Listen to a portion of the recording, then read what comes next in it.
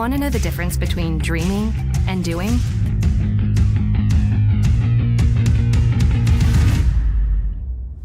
Yeah, pretty much everything.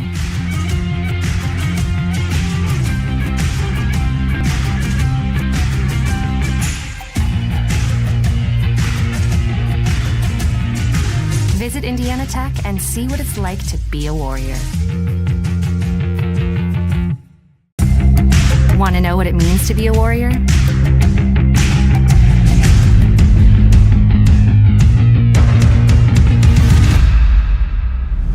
Yeah, pretty much everything.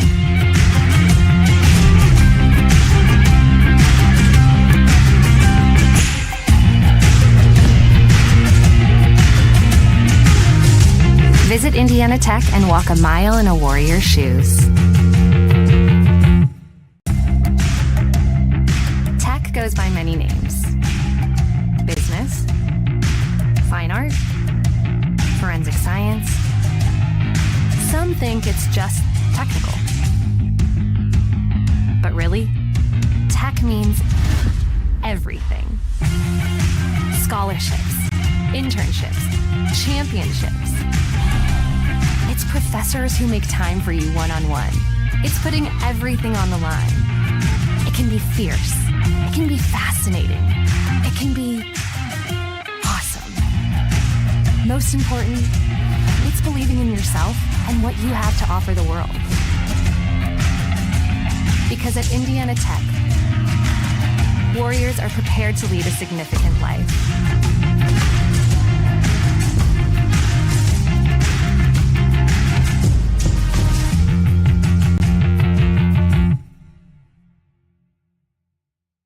Welcome to the Summit City, home to the 260's dedicated high school athletes and fans. Each victory and celebration captured by our camera. Treasure the highlights from the Summit Athletic Conference this season, or complete games live or on demand. After all, nobody's more proud to call Fort Wayne home than SummitCitySports.com. Well, first of all, I'd like to say that there aren't very many energy programs out there. When I researched all of the various programs recently, there are really only 2 or 3 accredited engineering programs. I'm from Las Vegas, Nevada originally. I came out here to Indiana Tech to actually go for the energy engineering program because of its uniqueness and its ability to get hands-on with the materials that I'm going to be using in the future. Well, a few of the things I think that sets Indiana Tech apart is, number one, you have very small classes. You have very close relationships with your professors. When you have a class of 10 people, it's much easier to get to know the professor and get in contact with him than if you have a class of 30, 40, or 50.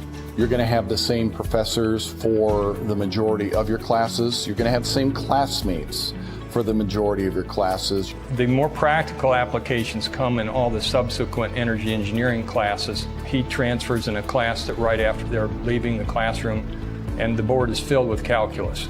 So in order to understand a lot of these topics, they're going to need to understand the calculus there. Calculus is the study of the rate of change, how fast things change. And depending upon whether it's energy engineering, industrial engineering, or whatever, they're going to need to use that and apply that. Professor Romary, he stands out to me the most right now because when I first got here, I had to take calculus, Calc 1, Calc 2. And he's one of the professors that teaches it. And he was a very kind and helpful guy, and he did whatever he could to help us out. He was very funny, always had a way of creatively teaching calculus to us that not a whole lot of people can do. And I think that and how he did it is going to be something that's going to stick for me for a very long time. The field work that Indiana Tech can provide here is, for example, we have a 10 kilowatt windmill that the students can work with. We have a geothermal system for a couple of the buildings for Utang-Sioux and for Zollner that uses geothermal principles to heat and cool the buildings in the summer and the winter. The PV array system, training system that we have down here in the basement allows us to wire up the panels we have down in the basement to set it up as a off-the-grid system or a battery bank system, which helps us because we can see every component of the system actually intertwining and how they work together, which is something that may not be easily visible when you're on the job site in a career. So definitely my internship at Super Value Incorporated was a very, very beneficial program for me to be in. It was more based on the process and logistical side of engineering of my degree, not necessarily the design aspect. It helped me really learn how the most efficient way to do a task and some of the boundaries that come with trying to make things more efficient. One of the things that we've been very fortunate here at Indiana Tech is that we've had a grant through AEP to help subsidize our students in taking some of the various trips in spring break. Over the last 4 years, I have taken, along with a couple of other chaperones, I've taken almost a couple of dozen students to a trip to Germany and Switzerland that focused on renewable energy. We've gone to Iceland last year, focusing on geothermal energy, and we just recently returned from a trip to Costa Rica. Just last year, I went to Iceland with a couple of our peers, not even just energy engineers, but a couple of other engineering majors went along with us. And for me, that was the highlight of my college time. I mean, we learned a lot about like geothermal systems and how they converted to a country of basically like ran just by geothermal. But it wasn't just learning about that, it was also learning about their culture as well, you know, and the past and the history and where they plan to go in their future. And all those things combined, I think, really kind of defines my experience here in Indiana Tech.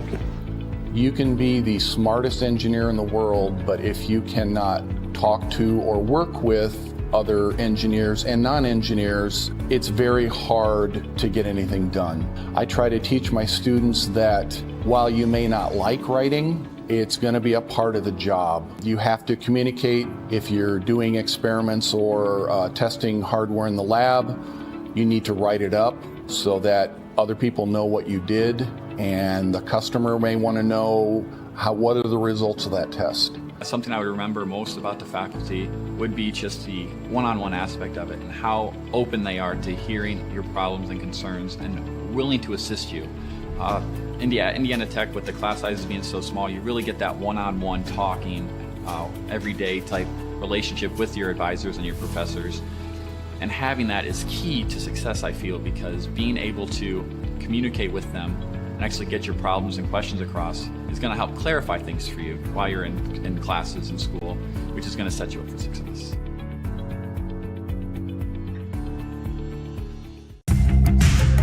You want to know what's possible at Indiana Tech?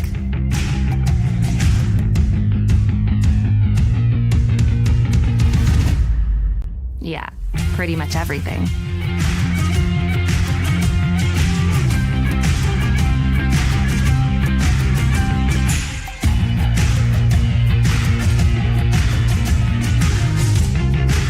Visit Indiana Tech and see what it's like to be a warrior. You want to know what's possible at Indiana Tech?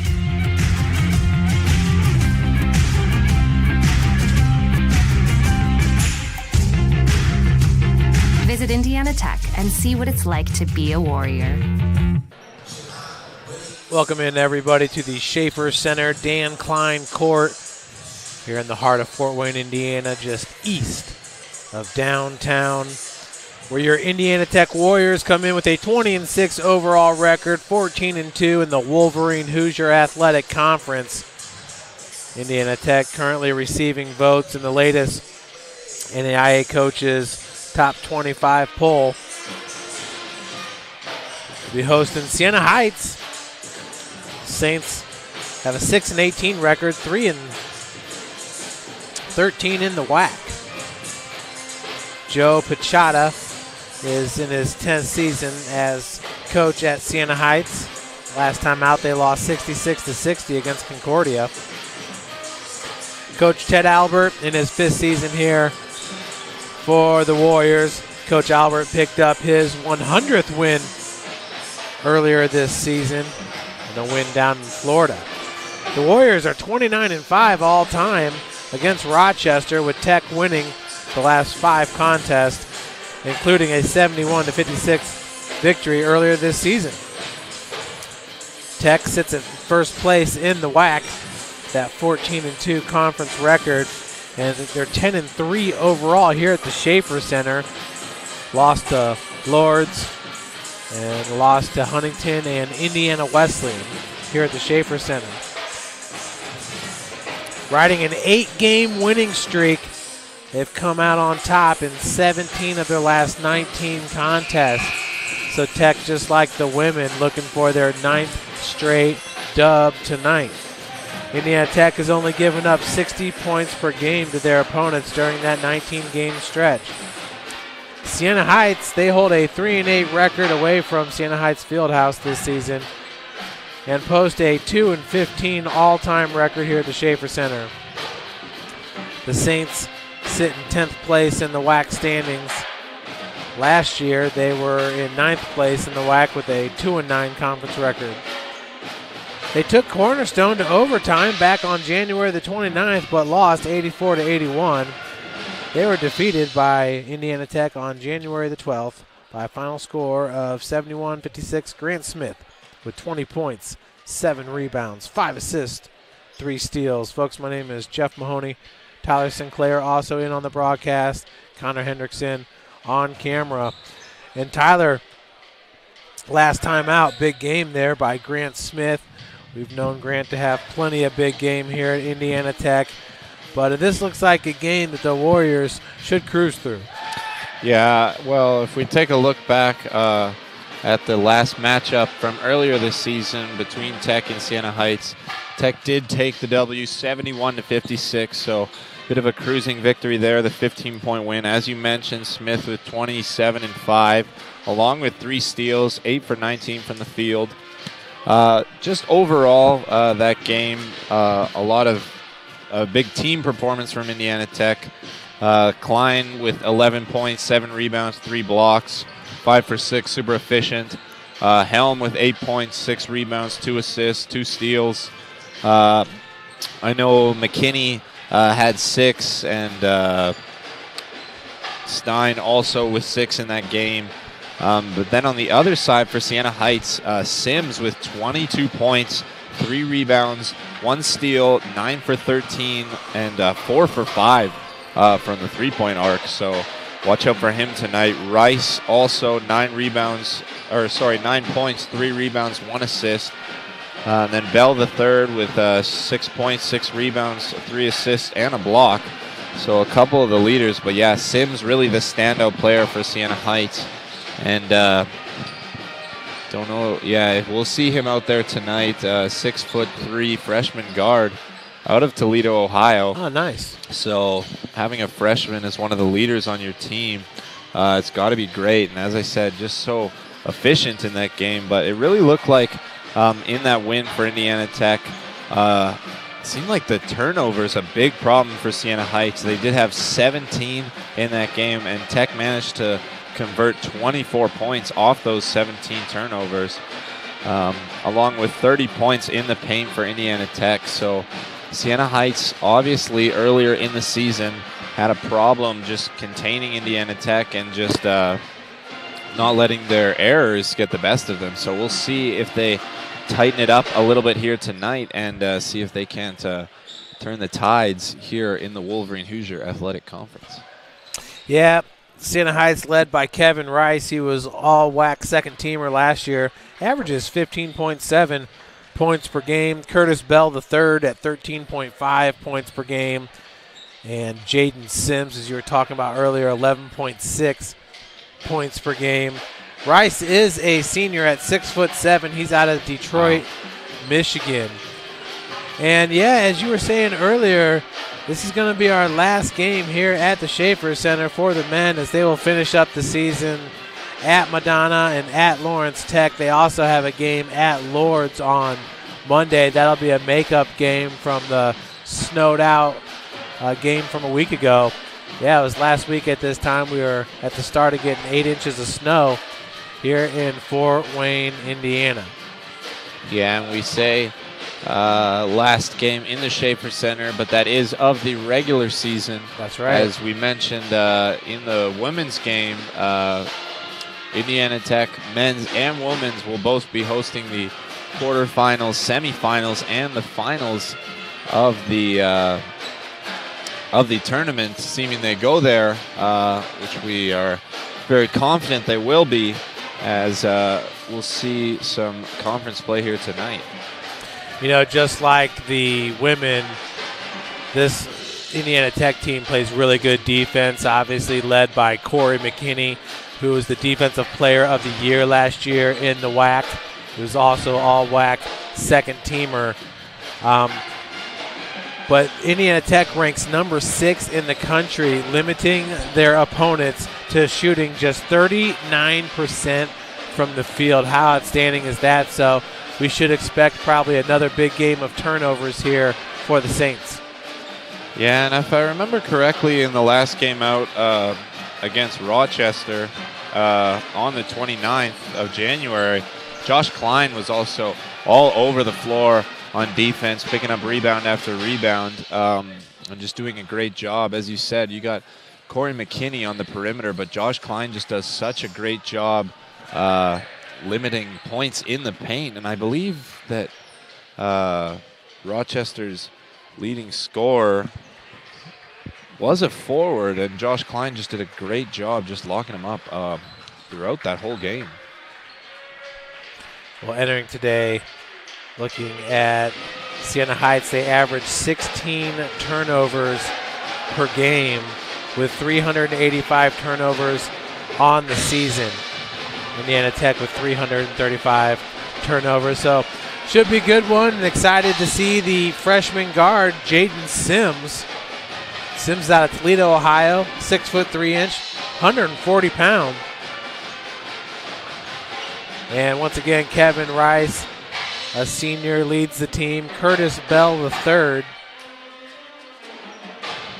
Curtis is a junior guard at 6'4", 185. He's out of St. Paul, Minnesota.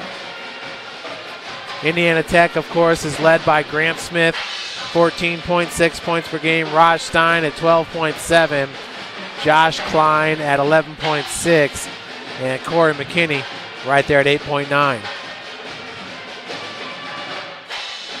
Max Perez, after that injury, starting to get more and more playing time. Yeah, we've seen some great play this year from Jeremy Davison. Yeah, that's for sure. Also from Steve Helm, who's been one of the fillers on the starting lineup for Indiana Tech. And it looks like Steve Helm will be starting again here tonight for Indiana Tech. Yeah, we're going to send it down to our PA announcer. At guard, a freshman, number 2, Luis Young. At guard, a freshman, number 10, Jaden Sims. At forward, a senior, number 23, Kevin Rice. At guard, a junior, number 25, Curtis Bell III. And at forward, a freshman, number 30, Max Martinez. The head coach of St. Heights is Joe Pichota. He is assisted by John Hovermail, Darius Wilson, Aaron Bernard, and Daryl Johnson.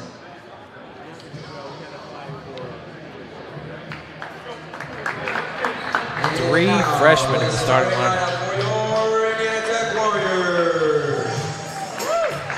At guard, a redshirt senior from Connersville, Indiana, number 1, Grant Smith. At forward, a senior from Kalamazoo, Michigan, number 2, Rod Stein. At guard, a senior from South Bend, Indiana, number 4, Corey McKinney. At forward, a senior from Monaco, Pennsylvania, number 22, Josh Klein. And at guard, a sophomore from Valparaiso, Indiana, number 24, Steve Helm. The assistant coaches for the Warriors are Devontae Wilson, Joshua Conan, and Ken Aubrey. And the head coach is Mr. Ted Elder. So there you have it, folks. Starting lineups. 3 freshmen in the starting lineup for Siena Heights. They're hoping to have a strong future there. You know, last time out, Indiana Tech beating UNOH 76-62. Raj Stein with 17 points and 8 rebounds. Corey McKinney with 15 points 14 for Grant Smith and 13 for Steve Helm. Josh Klein with 7 points and 8 rebounds. You know, one of the things that's just been so impressive about Josh Klein, especially during this winning streak, 8 straight games, is the defense he's putting on the opposing team's bigs. I mean, he has taken them out of games. Yeah, that's for sure. As we were talking about earlier, it just has that ability to just lock down in the paint and just give no options. Whether or not that defense shows up on the stat sheet doesn't matter to Josh Klein, as the only thing he is focused on in these games is coming away with that W, as he is one of the absolute court leaders, floor generals for Indiana Tech. And Klein's going to tip here with Mortinos, who's 6'7".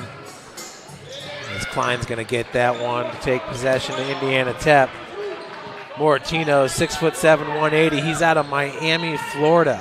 They got 2 players out of Miami, Florida. Both are freshmen, both are starters. The other one being Lewis Young, a freshman guard at 6 foot. Raj Stein going to lob it into Klein. I think Klein's going to have a big day today. What do you think, Tyler? Yeah, well, we always see him come out strong, at least out of the gates in that first quarter. He usually tends to lead the scoring to start, so we'll see how they fare with that first bucket. That's Lewis Young right there, the freshman, getting introduced to Corey McKinney, the Defensive Player of the Year in the WAC. Downtown, Mortino's going to kick out. 3-ball on its way by Curtis Bell III. Raj with the rebound. Now it's Grant Smith. Look at that jumper. Like I said, so many tools in the toolbox there for Grant Smith. Surprisingly enough, Sims not starting in this game for Siena Heights after being the leading scorer for the Saints in their last matchup against the Warriors. They had called him as a starter. But you're right, number 10 is not out there unless he switched jerseys. Yeah, that is a possibility. But, yeah, I don't know. It looks like Sluss, Walker, Rice, Bell III, and Moratinos filling in there.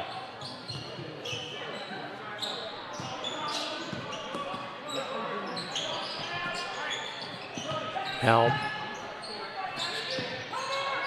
Raj once again going to lob it down to Klein. Mortino is going to be called with the foul. Yeah, they'd called Jaden Sims.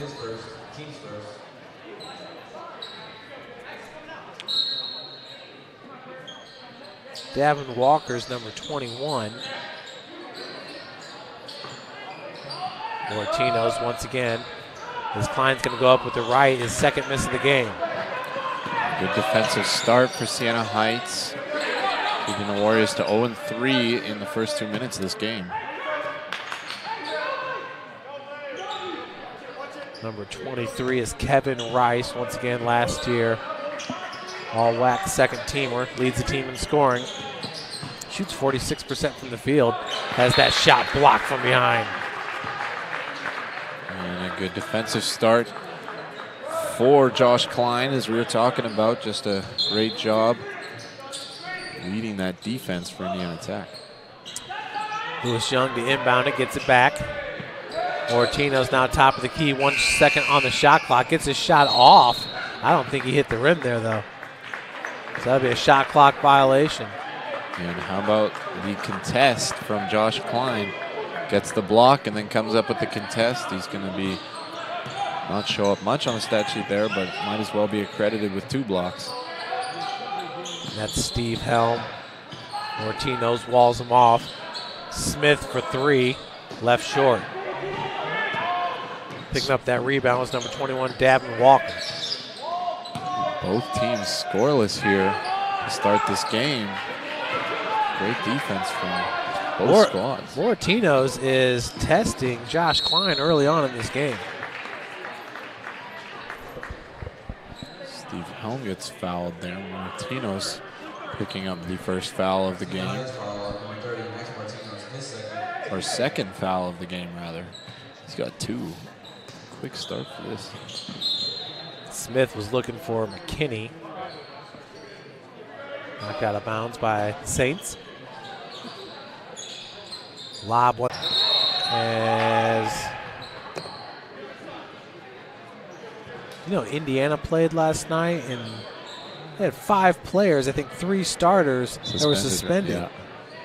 Yeah, I heard that. I believe it was because they. There's Jaden. Oh, there you go. Yeah, I heard that it was because they all snuck out of the hotel.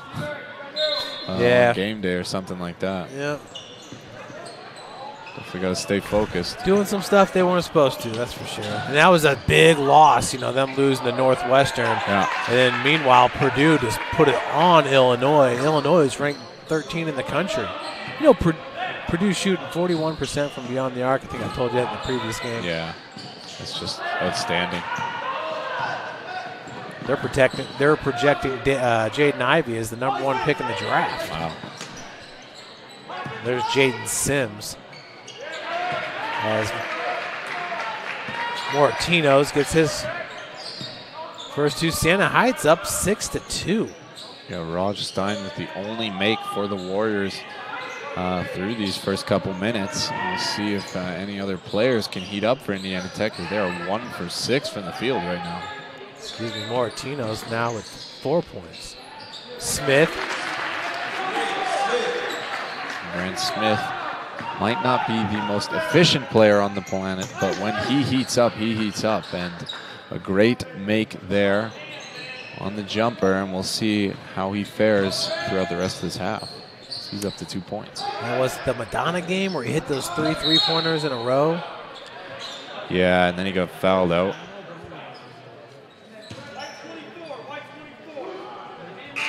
So the foul is going to be called on Steve Helm. Max Perez coming into the game along with Lucas Lehrman. Yeah, in that Madonna game, 22 points, 5 for 8 from the arc. Grant Smith definitely lighting it up from three-point land. We'll see if he has any success there tonight, as he's already missed 1. When Grant's on his game, when he's hot shooting, this is a really hard team to beat.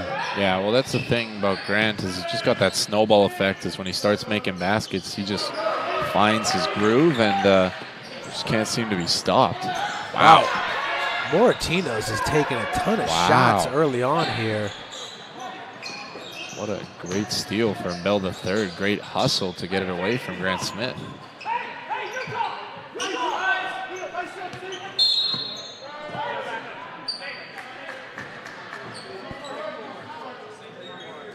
So foul's going to be called on McKinney with the arm bar.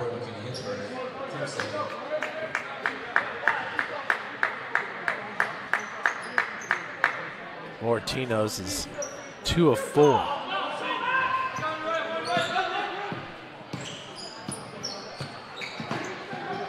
Sims gets it over to Rice. That one's left a little bit short. Rice once again walled off, this time by Lehrman. Switches to the right. Gets it to go. Rice now 2 of 6.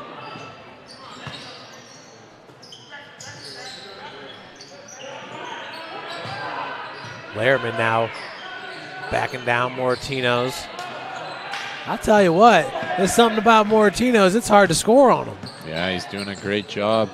Was locking up Klein, now just locked up Lehrman on that last possession. If he keeps that defense up, it's going to be really hard to score in the paint for Indiana Tech. Oh, a 3-ball attempt. The side rim's out. McKinney pushing it for the Warriors. Nice hesitation. And the lead to the one-hand slam. Beautiful play, McKinney to Lucas Lehrman. What a play there for the Warriors. McKinney getting shifty at the top of the key, and then just a beautiful dish to Lehrman for the easy dunk down in the paint. He's got a burst to him that's just really unmatched here in the WAC. That's for sure. Look at him once again running the floor straight to the cup. Finger rolls good. From 0 to 60 real quick. That's Corey McKinney. That's for sure. Now McKinney leading the Warriors right now. 2 points, 1 up, 1 down from the field, 3 rebounds, 1 assist. The Warriors now tied Siena Heights at 8 as we are at 12 minutes and 38 seconds remaining in this first half. You saw there, McKinney just did that little hesitation on Jaden Sims that had Sims just kind of locked in his shoes. Yeah, great move, as I was mentioning, just to make that play so easy for Lehrman. We'll check McKinney out here. He's got 4 guys around him. He's got that burst. He quickly up the floor, straight to the cup. Yeah, that's for sure. The speed that McKinney possesses is just unmatched, as you said, in this conference. Just does such a great job at leading this Warriors squad. We'll see if Sims can get going scoring with McKinney guarding him on defense. Big man's into the game, number 44, Blake Goodman. He's a 6'7" freshman. Perez leading the floor for the Warriors. Yeah, Davison into the game as well. Lehrman.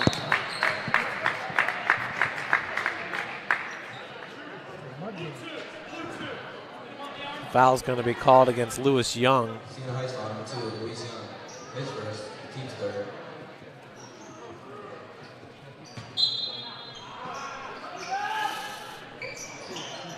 And after starting a little bit cold from the field, the Warriors going with their squad off the bench. Deep 3 ball halfway down, pops out. Wow. And that one nearly stolen by McKinney as he ran right through his assistant coach. And down he goes, shows the hustle. Almost came up with the steal, but not quite enough on it. Is that one gonna be a retained possession for Siena Heights? Young over Goodman, the big man. Sims has yet to get a shot off in this game. That's really impressive, him shooting 50% from beyond the arc. That 3-pointer is no good. Rebounded by Rice. He gets it to go. And Rice showing why he's the leading scorer for this Saints squad. Just a great job pulling down that rebound and then fighting through the trees to get that easy layup. Raj back out. Perez, 3-ball, knocks it down. Max Perez hits his first 3 of the game on his first attempt. It looks like he's thanking his headband there. A beautiful make from Perez as he's now leading the Warriors squad. You know, if you have a great night wearing the headband, then do you have to wear it the rest of the season? That's what they say, right? It's the superstition, and obviously working out for him right now. I myself rocked the headband on the tennis court. And nice. Couldn't take it off if you tried. Wristbands too? Not the wristbands, not quite. Not quite Rafa Nadal. Thought that was like a must in tennis. I got the towel. Oh, there you go. McKinney throws it up right to Rice. Kevin Rice was actually the only player last year from Siena Heights to make the all-conference team. Look at McKinney. Wow. Nearly came up with the steal there on Curtis Bell. Ortino's now going to set the pick. Bell nowhere to go. Goes Lehrman with the defense, comes up with the block. Yeah, and that block accredited to Lehrman and the possession change, but all started with McKinney. Woo, Max Perez is feeling it here at the Schaefer Center. There 2 for 2. There he is again, thanking the headband. And looks like the Think Pink game really working out for him. Thank you, headband. Rice trapped underneath the backboard. Luciani with some good defense along with Lehrman. Perez just, man, he wants to throw it up. They're all going to fall for Max Perez as that one rims in. Wow. We need a TO here because Perez is on fire. 2 threes, and now that 2-pointer that was nearly a 3. You're watching Indiana Tech basketball here on Summit City Sports. Want to know the difference between dreaming and doing?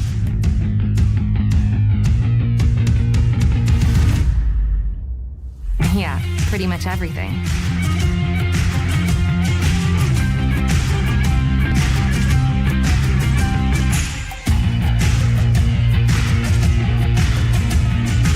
Visit Indiana Tech and see what it's like to be a Warrior. Want to know what it means to be a Warrior?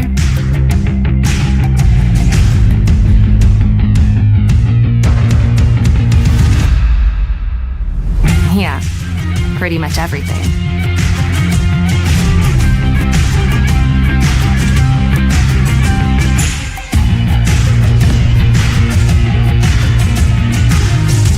Visit Indiana Tech and walk a mile in a Warrior's shoes.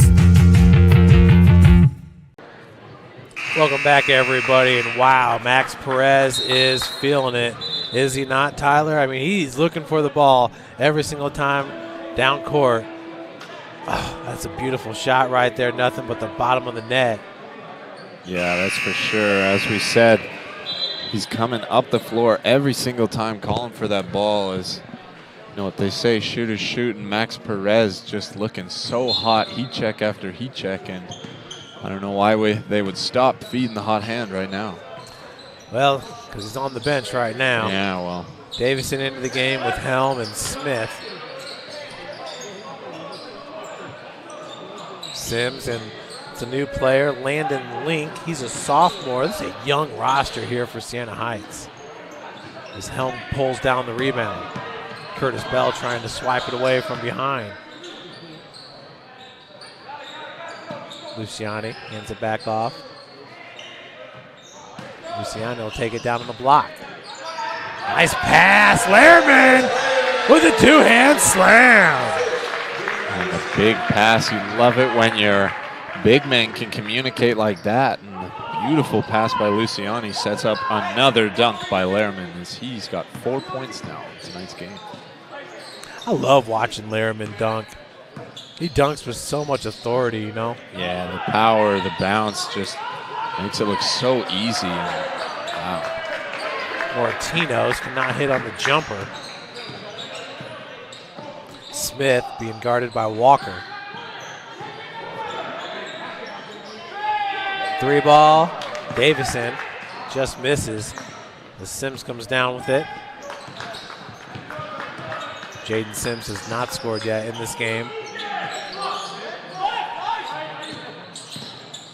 Sims haven't even got a shot off. I really want to see him shoot that three. Yeah. He's calling for it. Moratinos wants motion. He'll get it back. Nice feed down low to Bell. Wow. Can barely even see that one. The speed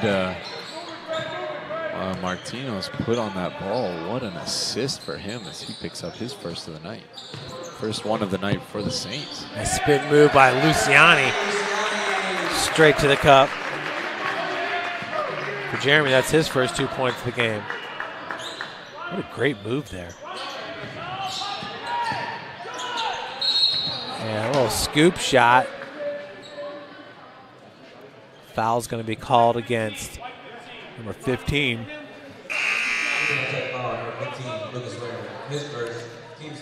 I'll go against Lehrman. His first and the team's third.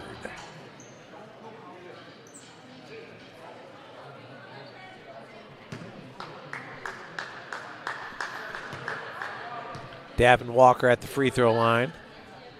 First one is good. Walker on the season, a 66% free throw shooter. Kevin Rice back into the game for Siena Heights, along with Blake Goodman. And Klein and Perez checking back in for Indiana Tech. We'll see if Perez keeps up the hot hand. Yeah, you definitely want to see Perez out there on the floor the way he's been shooting it here to start this game. Helm also a very good shooter here for the Warriors. Luciani has it ripped away. Nope, right over to Helm. Right place at the right time. Perez fade away. That one's left short. Offensive board by Klein. He had it blocked from behind. Yeah, tough. Siena Heights doing a great job clogging the lanes there, giving Indiana Tech no possession space. Klein was just triple teamed. Goodman From 17, rims in. A hard rattle falls there for Goodman as he makes his first of the night. Goodman averages 13.3 minutes played per game and 3.5 points per game. Nice feed. Line! With a two-hand slam.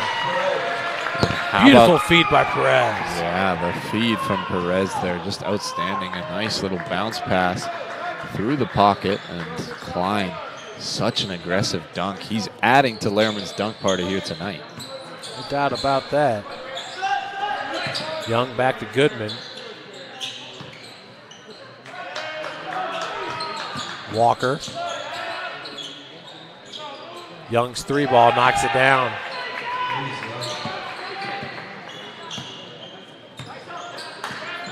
The Saints back into this game now, only trailing by 3, 22-19, as we enter the 6th minute of this first half.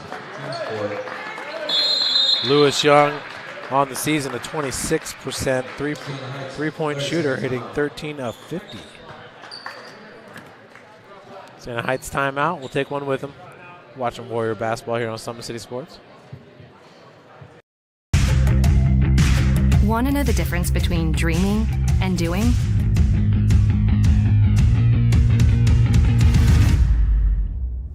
Yeah, pretty much everything.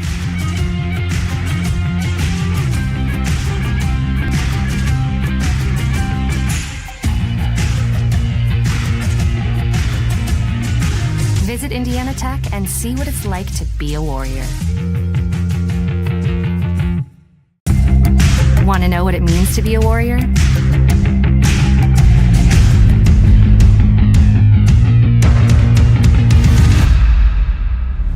Yeah, pretty much everything. Welcome back, everyone. 5:56 left to play here in the first half. Warriors up by 3. And shout out to the Indiana Tech drum line there. A beautiful performance during that timeout. Yeah, that was sweet. Raj looking for Smith as it's swiped away by Walker. And Walker's going to cough it up. And Raj takes it away. Yeah, what a steal by Stein. Well, close contact there. And a turnover here for the Warriors. How about this defense by the Saints, just giving Indiana Tech no opportunity. Yeah, Siena Heights, they're just focusing on their youth here. I think Coach Pachotis wants to see what he's going to have heading into next season. Walker. Jumper no good.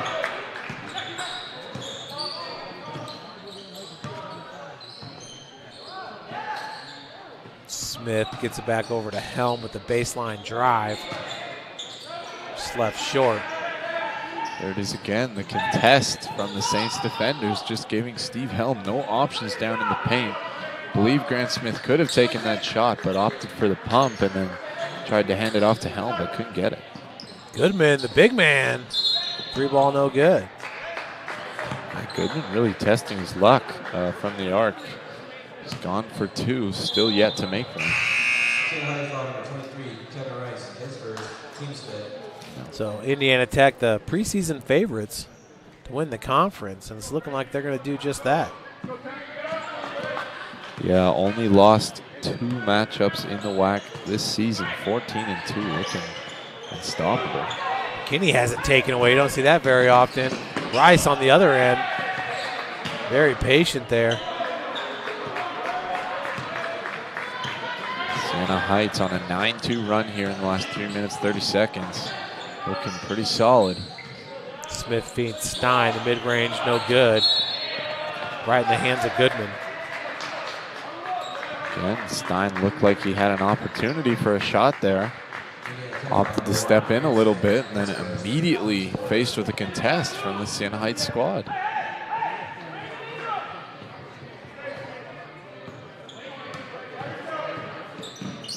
Boy, the women's team, that defense was looking good today.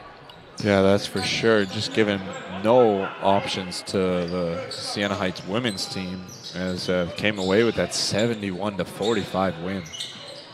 What 3 ball off the mark by Rice. Yeah, for their 9th straight victory. The men looking for their 9th straight. That's impressive in itself. Raj misses on the baseline. Klein with the offensive board. Young nearly swiped that one away.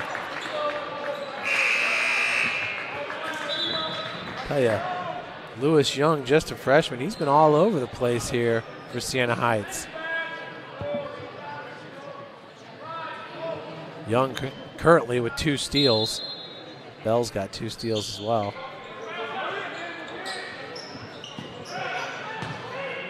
Spin move by Raj, has it blocked by Rice. Foul gonna go against Landon Link, number 33.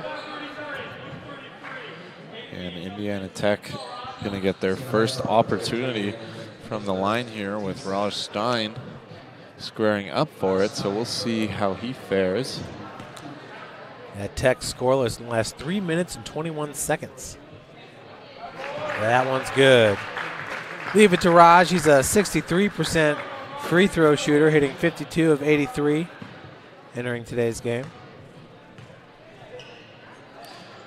Second good as well. Indiana Tech finally ending that cold streak. Who else to do it but Raj Stein? Siena Heights is 1 of 8 from beyond the arc. And Young's the one that hit that one. 3 ball off the heel by Link. McKinney with the skip pass finds Smith out of the corner. Raj now on the dribble. Tell you, he takes some big steps. There wasn't much of a dribble on that drive from the wing. And Smith trying to get Walker to bite on the pump, but he doesn't. Again, just showing that mental stability they have on the defense right now. And you know, if I had control of Smith in that opportunity, I would have said just pull it, but obviously he felt a little bit of the intimidation there from the defense, and rightfully so, as Siena Heights just been doing so good here in this first half. Both teams doing well, very low scoring. That's an air ball by Rice. You know, before this season, the best Indiana Tech basketball player I'd ever seen was Rodney Bartholomew. All right. What was that, 2010, 2011, maybe Okay. 11, 12. Antonio Cannon played at Indiana Tech too. Boy, you'd never seen anybody dunk like Cannon. Well, yeah, who would he remind you of on this squad? On this squad?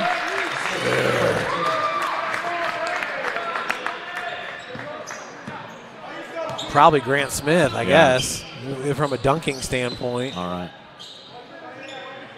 But yeah, Bartholomew, he played professionally overseas. Okay.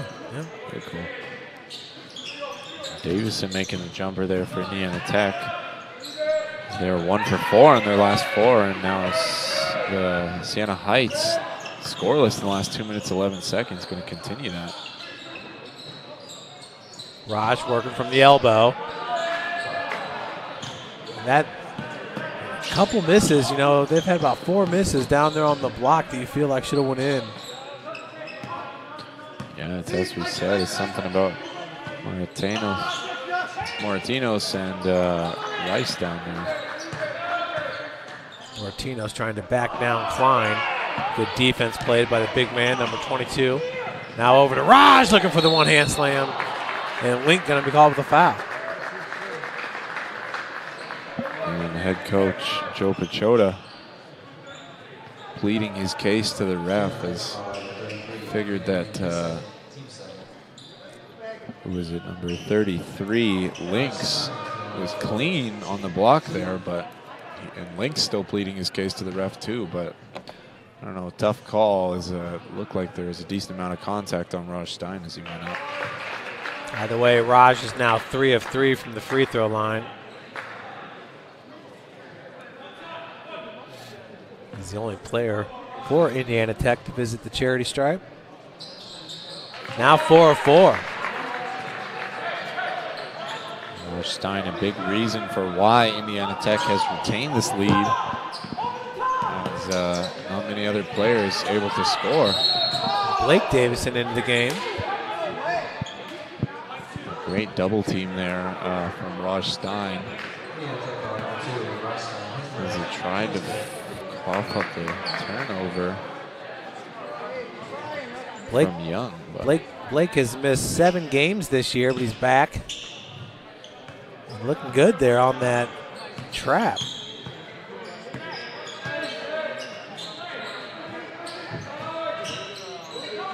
Bell.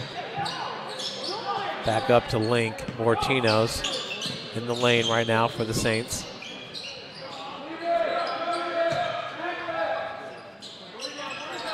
Young looking for number 2. There's another one halfway down and popped out. 35 seconds remaining here in the first half.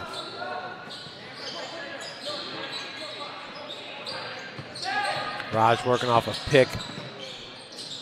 As Klein sinks down to the block, and that pass. Is that last touch by Siena Heights? Like we got a foul coming up. It's not Mortino's. Wow, that's his 3rd already in the first half here.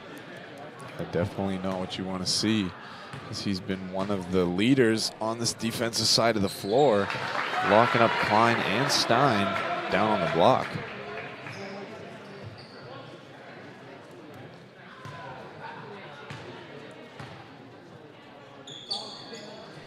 Wow. It's got to make Coach Albert really, really happy. Tech now 6 of 6 from the free throw line. Young bringing it up. That's the second time Tech really trapped. Coming up with the steal. Now it's Walker with 3 seconds. Gets a shot off at the buzzer. That's an air ball. So Warriors, didn't play their best basketball in the first half, but still up by 9, 30-21. Yeah, and really the thing that jumped them ahead to that lead, Max Perez led Indiana Tech led Siena Heights rather to having no score, an 8-0 run for Indiana Tech, as he had those quick 8 points that put Indiana Tech up 16-10 with 9 minutes 42 seconds remaining in that half, and then really just leaned heavily on on Stein to hit all those free throws through the rest of the half, and then just Indiana Tech managed to hold that 9-point lead for the rest of the half. Well, 9-point lead into the break is a good thing here at the Schaefer Center. We're going to take a break, and we'll be right back with some halftime stats. Want to know the difference between dreaming and doing?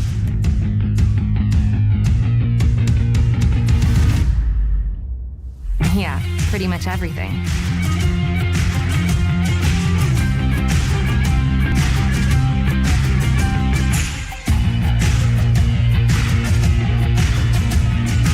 Visit Indiana Tech and see what it's like to be a Warrior. Want to know what it means to be a Warrior?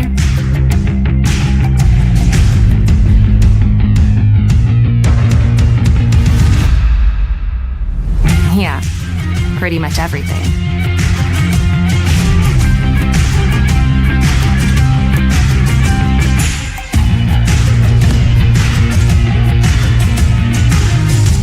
Visit Indiana Tech and walk a mile in a Warrior's shoes.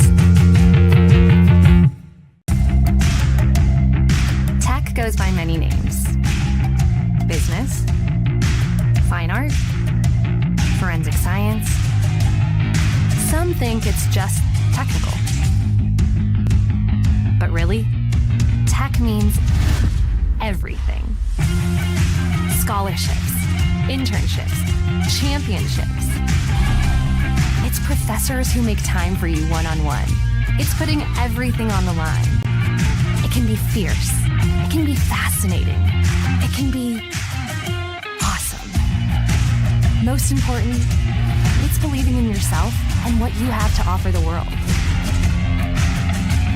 Because at Indiana Tech, Warriors are prepared to lead a significant life.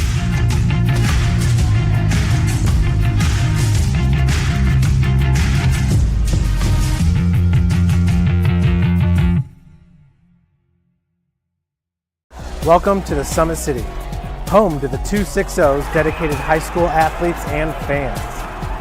Each victory and celebration captured by our camera.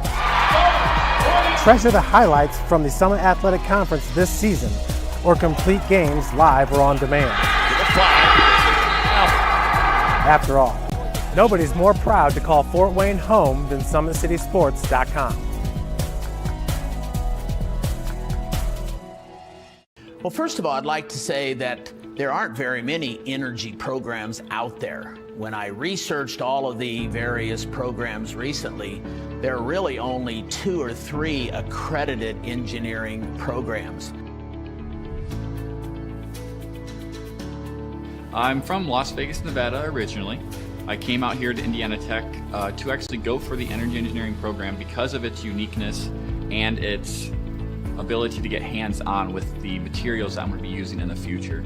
Well, a few of the things I think that sets Indiana Tech apart is, number one, you have very small classes. You have very close relationships with your professors. When you have a class of 10 people, it's much easier to get to know the professor and get in contact with him than if you have a class of 30, 40, or 50.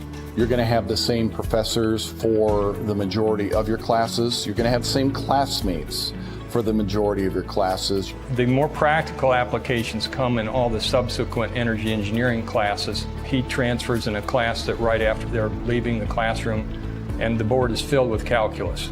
So in order to understand a lot of these topics, they're going to need to understand the calculus there. Calculus is the study of the rate of change, how fast things change. And depending upon whether it's energy engineering, industrial engineering, or whatever, they're going to need to use that and apply that.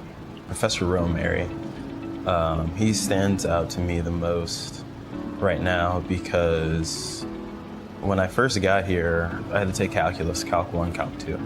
And he's one of the professors that teaches it.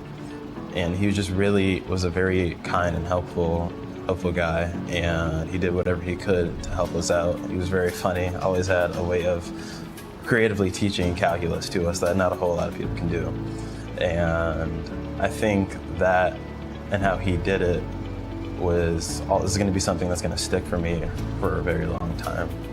The field work that Indiana Tech can provide here is, for example, we have a 10 kilowatt windmill that the students can work with.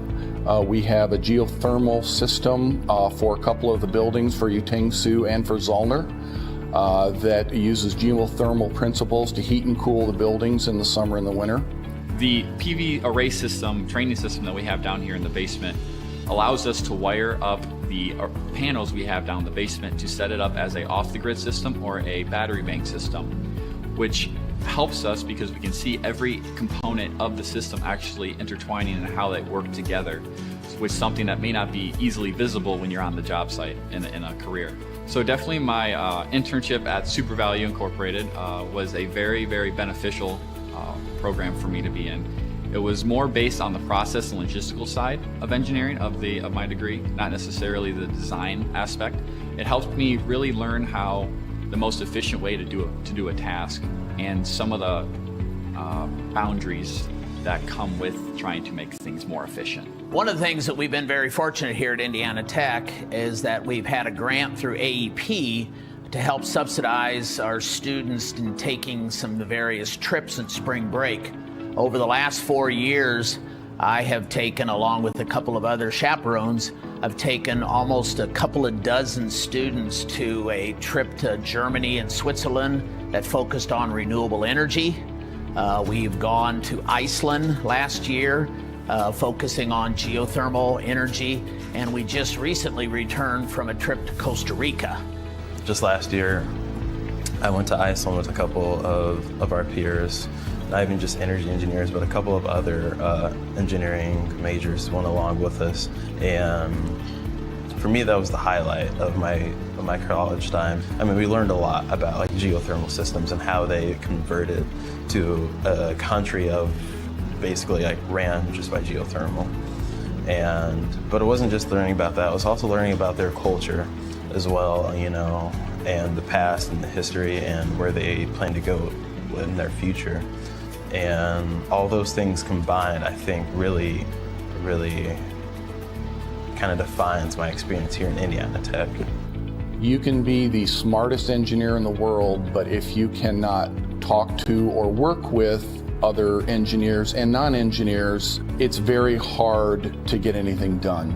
I try to teach my students that while you may not like writing, it's going to be a part of the job. You have to communicate. If you're doing experiments or testing hardware in the lab, you need to write it up so that other people know what you did, and the customer may want to know what are the results of that test. Something I would remember most about the faculty would be just the one-on-one aspect of it and how open they are to hearing your problems and concerns and willing to assist you. Indiana Tech, with the class sizes being so small, you really get that one-on-one talking, everyday type relationship with your advisors and your professors. And having that is key to success, I feel, because being able to communicate with them and actually get your problems and questions across is going to help clarify things for you while you're in classes in school, which is going to set you up for success.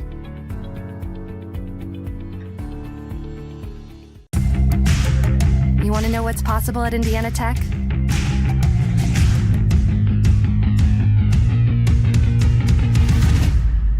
Yeah, pretty much everything.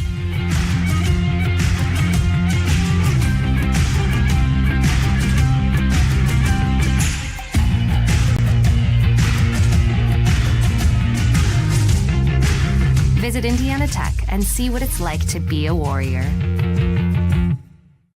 You want to know what's possible at Indiana Tech?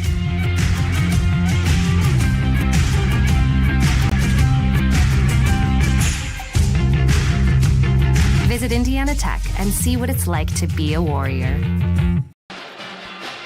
Welcome back, everyone. Here at the half, it's Warriors up 30-21 over Siena Heights. Big first half with some great dunks for Indiana Tech, as you know, they seem to never disappoint in the dunking category. Love this two-man game here, though, with Max Perez and Klein. You can see everybody else is kind of on the top of your screen there. Klein finishes with the two-hand slam. Looking at your leading scores here, Max Perez with 8 points. Both he and Kevin Rice, game high 8 points.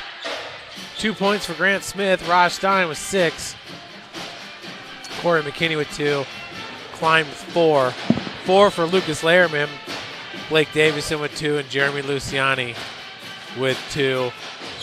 Looking at Siena Heights, Walker had 2. Curtis Bell had 2. 4 for Moratinos on 2 of 9 shooting. And Young with 3. 2 for the big man, Goodman.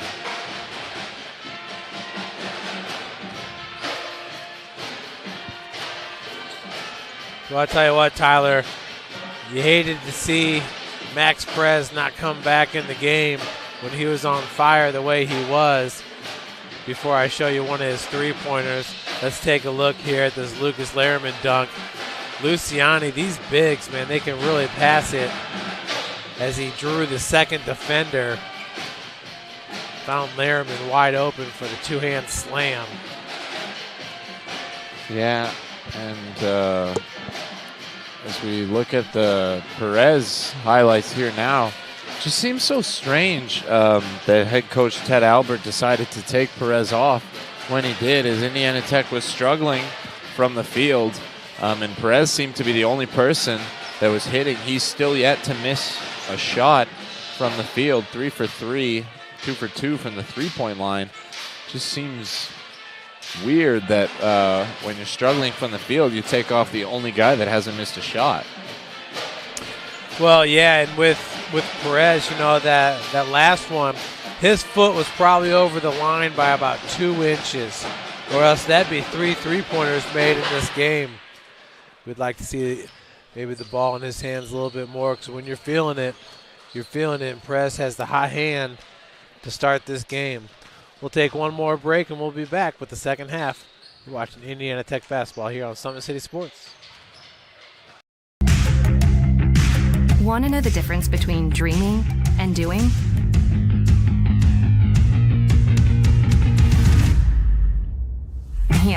pretty much everything.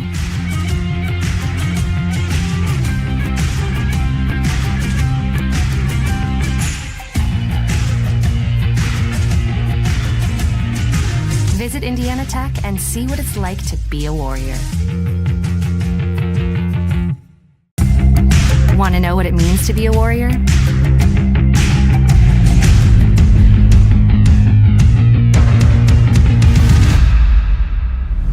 Yeah, pretty much everything.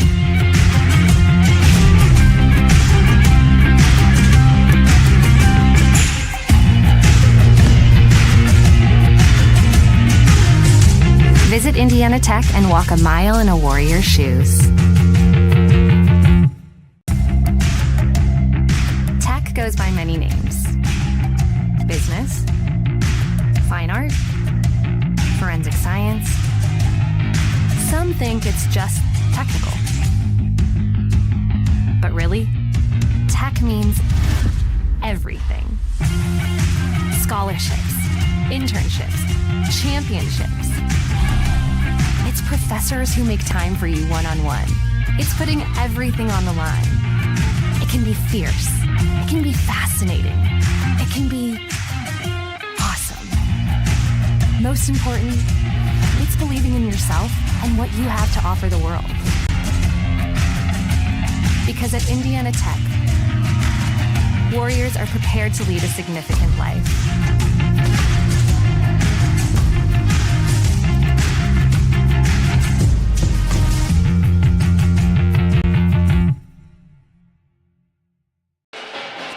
Welcome back, everybody. Getting set to start the second half here at the Schaefer Center with your Warriors up by 9. Obviously, Indiana Tech not in the bonus here to start the second half. We are connected to the scoreboard here at the gym. Mortinos and Rice. Oh, man, Rice just needed to go straight to the cup, throw it down or something. He was expecting some defense. There was nothing there. That was weird.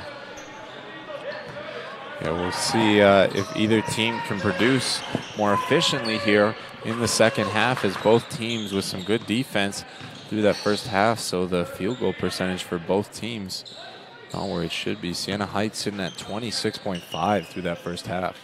Yeah, and I was shocked that Sims did not even get a shot off there in the first half. True. Definitely a very weird stat after him scoring like he did in that game earlier in the season. 22 points, 13 shots he got up in that game. Rice continues to stay cold. Now 4 of 14 shooting from the field. Yeah, it might be the leading scorer for Siena Heights right now, but you got to find other options when your shooting percentage is that low. Helm has yet to take a shot in this game. Going to feed Klein down low. Kick out pass. Smith for 3. That one just a little bit long. Yeah, that skipped the back of the rim. Yeah, they're going to add 16 seconds to the shot clock. It just nipped the back of the rim. Yeah, and a weird shot for Grant Smith there. A little bit off balance. Looked like he rushed it a little bit. Not shooting with the same confidence that he usually does, but still time left in this game, and we'll see if he get back to his usual self. Bell getting it over to Rice. He'll hit on the bunny. Rice now leads all scorers on the floor with 10 points. Also leads all players in shot attempts. And that's by a lot. Yeah. Moratinos has 9. Wow. Rice at 14. Nobody for Indiana Tech has more than 5. Stein, 1 of 5. Moratinos limping his way onto the bench. Josh down low with the right-hand hook shot, no good. Just can't get any lucky bounces. Oh, sweet. The Smith nearly came up with the steal there. You see him batted away from Bell. Great poke. Oh, nice find to Goodman. As he cannot hit on the layup. Now going to be called foul. Goodman cannot be missing layups like that at the rim with the score like it is. A team trailing by 7, struggling to score with any efficiency. Definitely got to make use of those types of opportunities. Yeah, Siena Heights is not out of this game by any stretch. Yeah. Smith picks up his dribble. Now over to McKinney. And Corey gives it up to Klein. And I'm telling you, Lewis Young is just, he always seems to be causing some havoc. Yeah, that's for sure. Not as much on the stat sheet other than those 2 steals. Did make 1 3-pointer in that first half, but struggling. Yeah, the Saints are 1 of 12 from beyond the arc. As Klein hits his free throw. I hate to say it, but well, I don't hate to say it, but Indiana Tech right now 7 of 7 from the free throw line. I just don't want to jinx it. Oh no, there it is. I hate to say it. McKinney, deep 3 ball, knocks it down. Corey McKinney. Well, if there was ever a time to miss from the free throw line, that was it. As Indiana Tech picks up the offensive rebound, and McKinney capitalizes on it with the first 3 of this second half. McKinney now 1 for 2 from the arc. Young being forced to his right. We're going to call a foul on Corey with the body. That'll be his second. How about this? Only 14 points scored by both teams in the last 7 minutes and 11 seconds. Indiana Tech on a 12-2 run. Wow. Great stat there. McKinney looking for the foul. And Smith nearly comes up with the steal. And how about the hustle there from Josh Klein on the dive, the steal, and then the setup for Corey McKinney as he makes a great layup in transition and puts Indiana Tech now up by 13.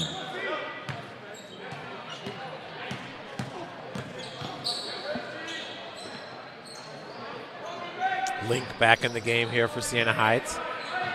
Bell now driving from the wing. Blocking foul going to go against Helm.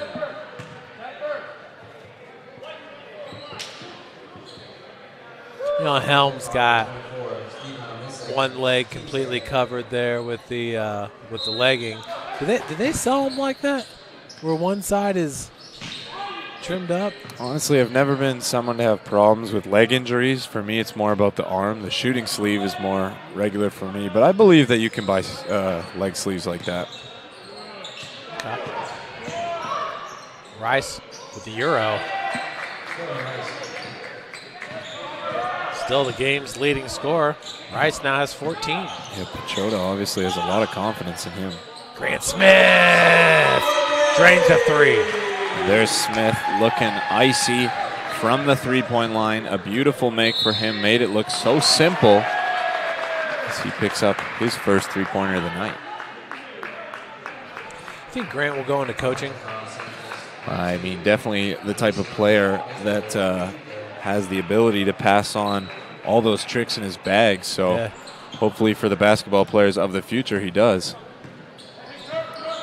Seems to have a good rapport with opposing teams' coaches, too. Yeah. Gets his defender, blows right past him. Klein looking for the offensive board. Bell comes out with it. So close on that one, but just couldn't quite get it to fall off the glass. Bell, Young for 3. Second three-pointer made in this game. And also the second three-pointer made for Siena Heights. Young, the only ones dropping it from the arc for them. Helm looking to match, no good. Young gets it over to Bell. Curtis Bell, the third, just a junior at 6'4". Link on the mid-range, left short. Grant pulls down his 5th rebound of the night. 5 points, 5 rebounds, and an assist for him. Ow. Awkward looking shot there as he really didn't have his feet underneath him. Yeah, I was about to say, it looked like he laid down midair, but great make for him as he now becomes Indiana Tech's leading scorer. He's 4 for 6 from the field. 9 points for him. Yeah, Corey McKinney coming off a double-digit performance at UNOH where he had 15 points. How about the play for Walker there? High IQ as he gets forced out of bounds by Klein, jumps out and decides to put it off Klein's back to retain the possession for Siena Heights, and now he's going to inbound it for the Saints. Well, McKinney's season high is 21 points. That was against Indiana Northwest. Link now driving out of the corner. And that's going to be a travel. Oh, they're going to call a foul. I thought he lost his pivot. They're going to call that against Corey. Yeah, definitely something off ball that we missed there, but not sure exactly what the call would be, but Indiana Tech. The Indiana Northwest game was here at Indiana Tech, winning it 100-65. Wow. Bell, nice lead to Link. Beautiful pass. Bell was driving there looking for the block, but couldn't get there in time. Of course, Indiana Tech's season high point total was 111 in a win against Dearborn. Wow. That was the game where Grant Smith had all those great dunks. Right. Right, yeah, wow. That was a fun game, wasn't it? That was. It wasn't just Smith with the dunks. Lehrman had some. I believe Luciani had one, and then Leisky had one off the bench as well. Yeah, Lucas Leisky, that's right. Helm, he's a really nice free throw shooter, shooting 83% on the season, hitting 52 of 63. Dearborn currently in last place. Siena Heights right ahead of them in 9th place.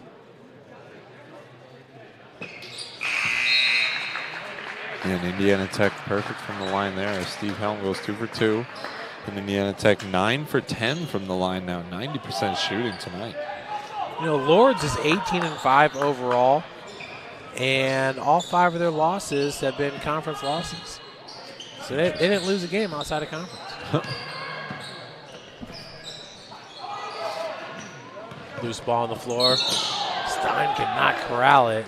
He's going to be fouled. Foul goes against Goodman. That's his second. Moratinos hasn't seen much play in the second half. Yeah, you picked up those fouls. You talked about him limping off. Yeah, I saw the trainer go over to him, and looks like he was grabbing at his calf. But obviously Rich Riles gave him the A-OK to get back in there, but still haven't seen him on the floor since then. Kind of surprised with how many shots he took early on. You know, just looking at the stats, it doesn't look like he's one of their go-to guys, as Corey McKinney's going to head to the free throw line.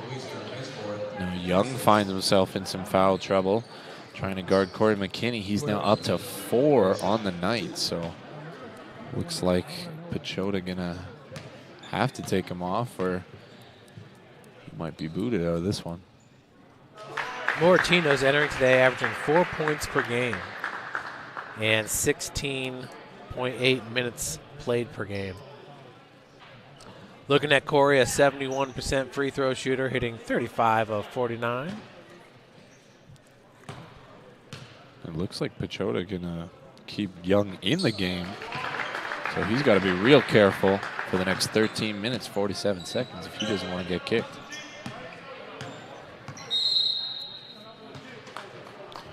We got a timeout. It's going to be called by Siena Heights. We'll take a timeout with them. You're watching Indiana Tech basketball here on Summit City Sports. Siena Heights, full timeout.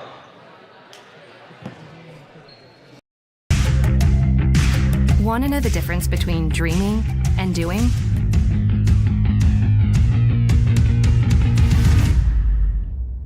Yeah, pretty much everything.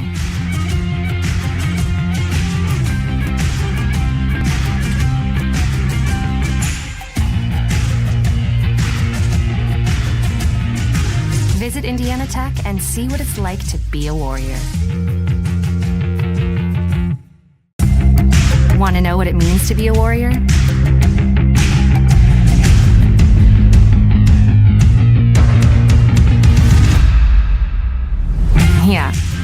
pretty much everything.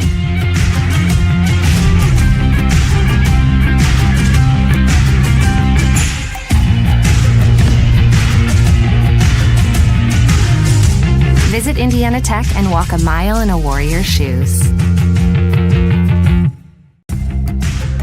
You want to know what's possible at Indiana Tech?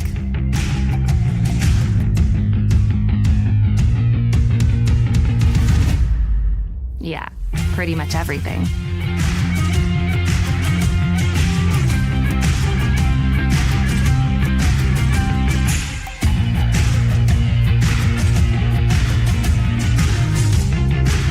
Visit Indiana Tech and see what it's like to be a Warrior.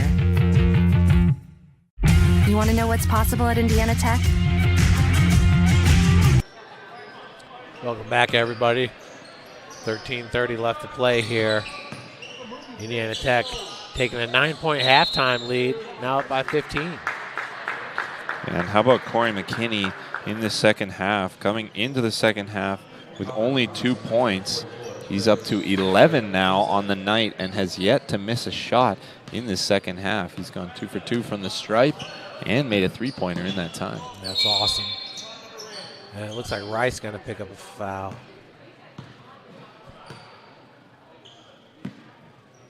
No. Is this something with the clock? Either way, Davison to inbound it. That's Blake Davison. As Raj straight to the cup. Goodman going to pick up his 4th foul. So 2 players now for the Saints with 4 fouls. It looks like Martinos might finally be checking back into the game. Goodman going to come out. Martinos also with 3 fouls, so they're getting aggressive down there on the block with Stein, Lehrman, and Klein. Raj continues to stay hot at the free throw line. He's now 5 of 5. And he's up to 9 points on the night now, too. 6 rebounds, 3 assists. He's doing a great job out there for the Warriors. Yeah, he and Klein are on a double-double watch. Klein with 7 rebounds. Rice back into the game finally is Jaden Sims. Again, he had 22 points in that last game against the Warriors. Seems very strange that he hasn't gotten more opportunities in this game, especially with the struggles the Saints have been going through. That was Curtis Bell with the miss.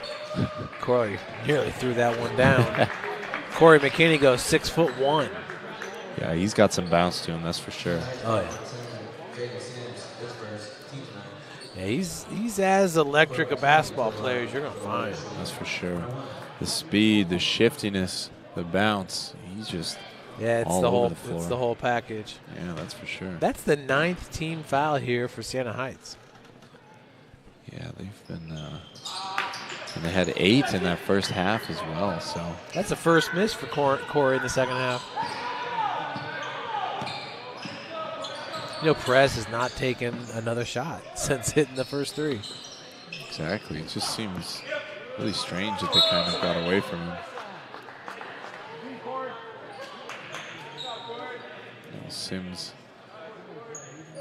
Rice going to inbound it rather to Sims. What do you think about that oversized logo on the floor? I love it. I think it looks awesome. I remember when the front court wasn't as decked out as it is now, and yeah, it just looks beautiful. Oh, all this happening over the summer, too. Yeah, exactly. Shot clock violation, great defense.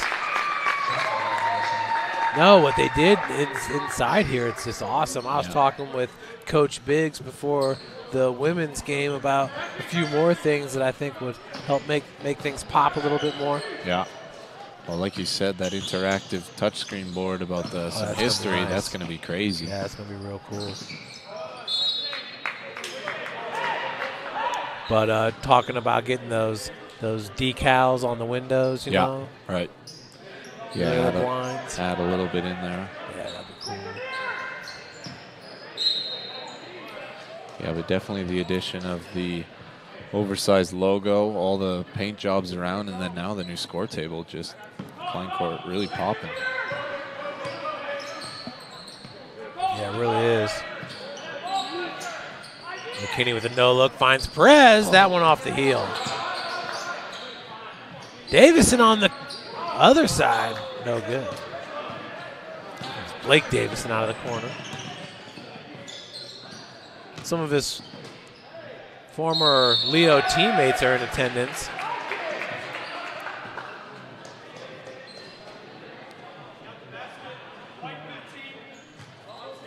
Lehrman picks up the foul there. Now Luciani. It looks like Jeremy Davison checking in now. Yeah, you don't see both Davisons on the floor at the same time very often. Yeah. Sight to see is Indiana Tech up by 16 here in the second half. As Bell knocks it down. Bell now sitting with 5 points. How about this? Not a single starter on the floor right now for Indiana Tech.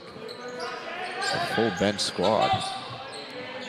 Grant Smith with 5 points, 5 rebounds, 23 minutes.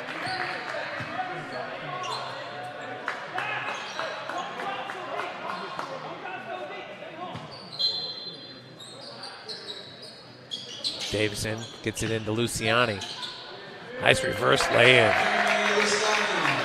It definitely looked like a set play there as Luciani came down into the paint. And just nice little reverse layup there for him.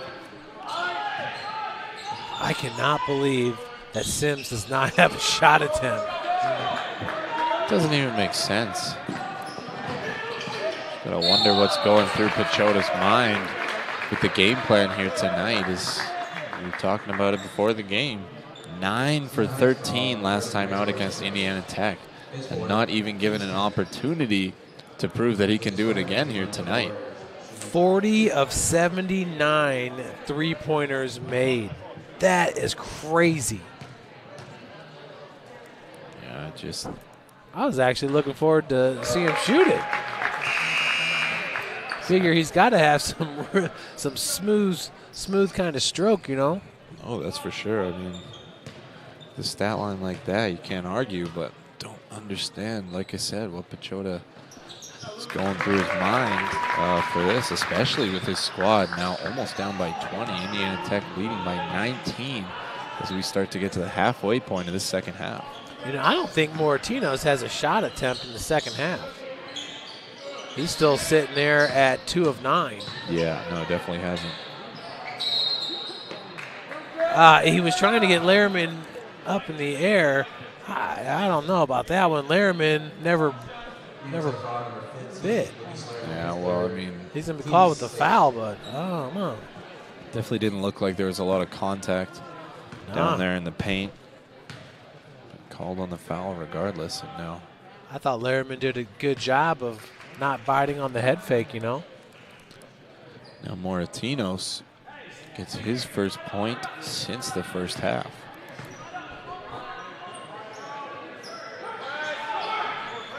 Leaves the second one short as Davison comes down with the rebound. Moratinos is just a 54% shooter from the free throw line.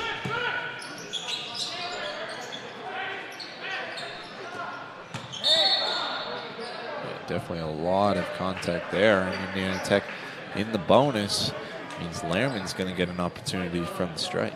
Double bonus. Bell's going to be called with it.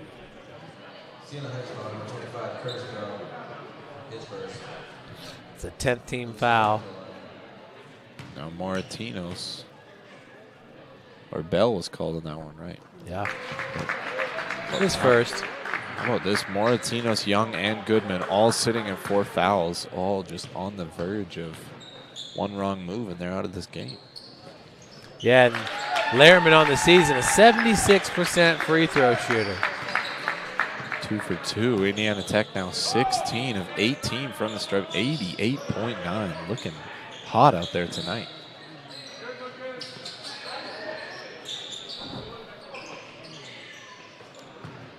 Feeding down low, Bell.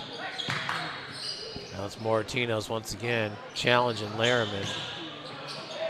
Rice with the offensive rebound. Let's see if Sims can get a shot off, and does. But misses on the mid-range.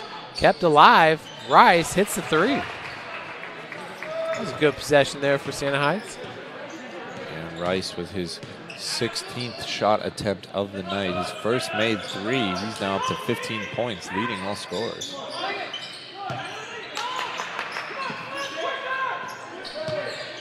Boy, Siena Heights, you wonder if they're going to get to 50 points in this one. Mortinos with the rebound after the Jeremy Davison miss. Boy, that was Luciani did a great job there, just derailing them. Getting the two-hand slam there.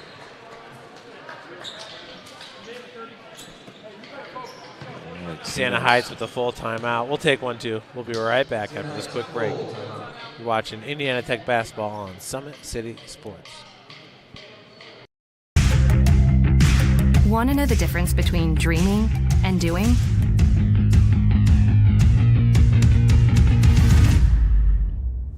Yeah, pretty much everything.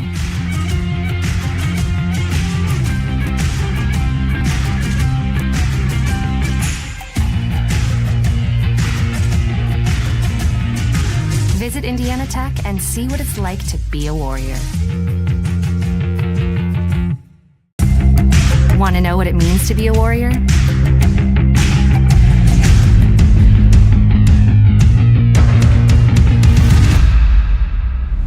Yeah, pretty much everything.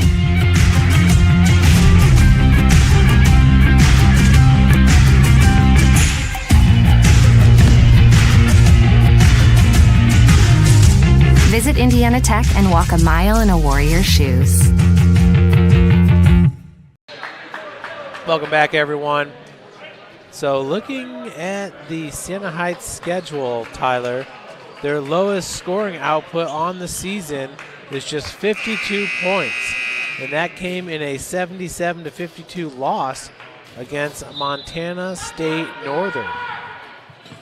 Yeah, well, they played Montana State Northern twice, once on a Saturday and once on a Sunday. You don't see that very often, or ever. Yeah, it's usually kept to hockey, those back-to-back games, but yeah, definitely a weird sight for a basketball fan. Elbow jumper, no good by Blake Davison. Jeremy Davison still on the floor as well.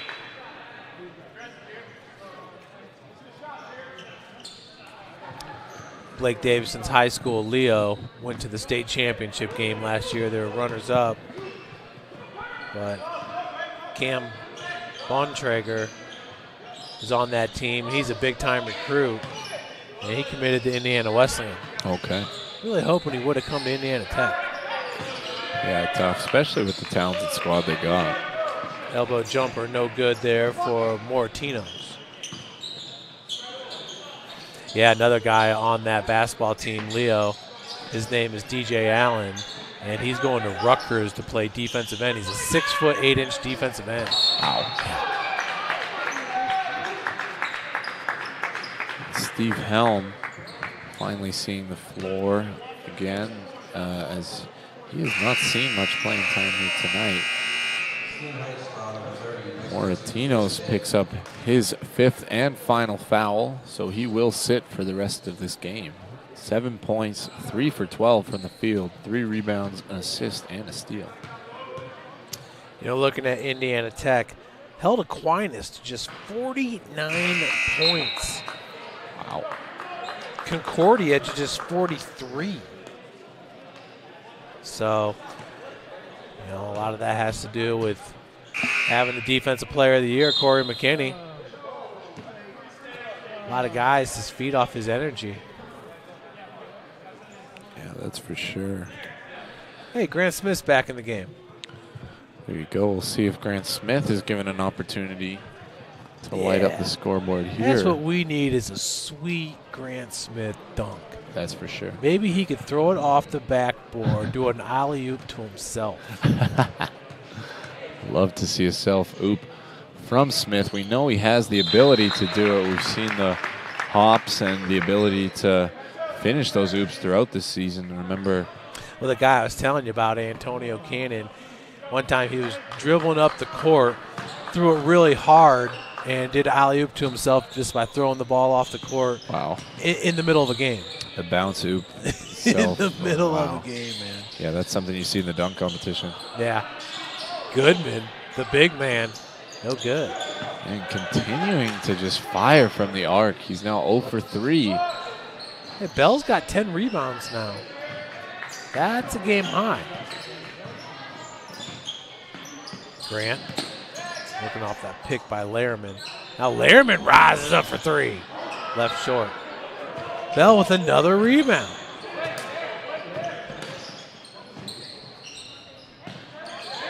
Nice kick out to Link for 3. Knocks it down. That was a quick stroke. Yeah, and Link's first 3 of the game. He's now 1 for 2 from the arc. Link, just a sophomore, out of Temperance, Michigan.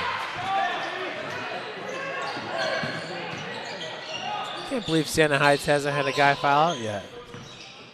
No, Moratinos did. Oh, Moratinos did, okay. Yeah. After his two-hand slam. Yeah. Young right off his ankle. But yeah, Goodman and Young still teetering on that. And after the all-bench squad for Indiana Tech throughout the midway of the second half, all the starters back on the floor now with Grant, Helm, Klein, McKinney, and Stein. Yeah, Raj, 9.7 rebounds.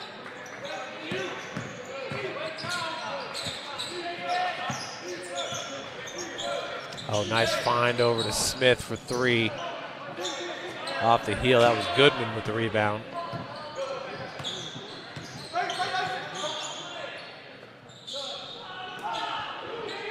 Deep 3 ball. That one nearly rimmed in for Jaden Sims. That's his second shot taken in this game. Helm out of the corner.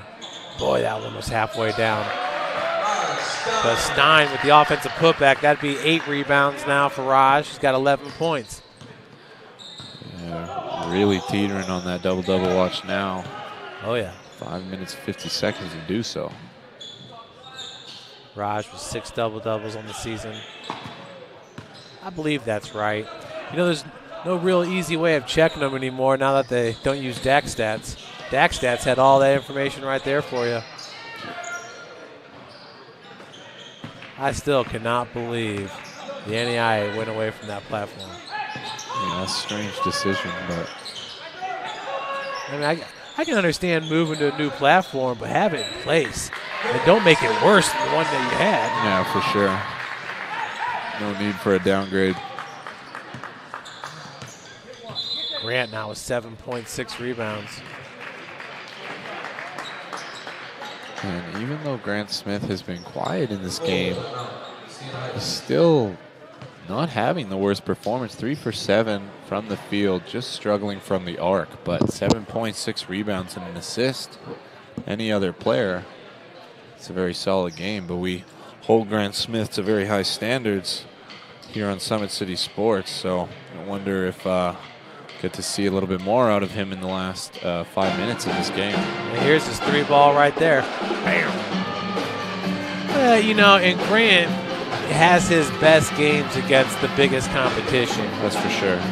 You know, so, and I like how unselfish these guys are. And you see it with the women's team too, you know. Taya Andrews could be averaging 20 points per game if she wanted to.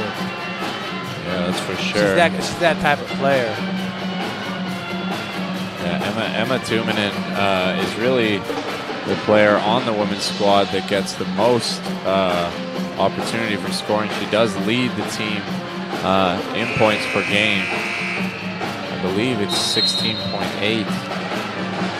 No, 14.0. And we see it a lot because of that dribble drive that she gets time and time again. Is she just so consistent making that shot? But hey, do you remember this one here? Tyler, this is when I was like, yeah, Indiana Tech 7 of 7 from the free throw line. What is it? that's all right. But then McKinney drains the 3. go. All's well that ends well, right? Sure. Helm with the defense once again on Young. And, oh, man, there was a collision there. I think Goodman's going to get fouled out here. What the heck happened? No, not on Goodman. You have to check. Oh, it is, yeah. You have to check that out on the replay here. Whoops.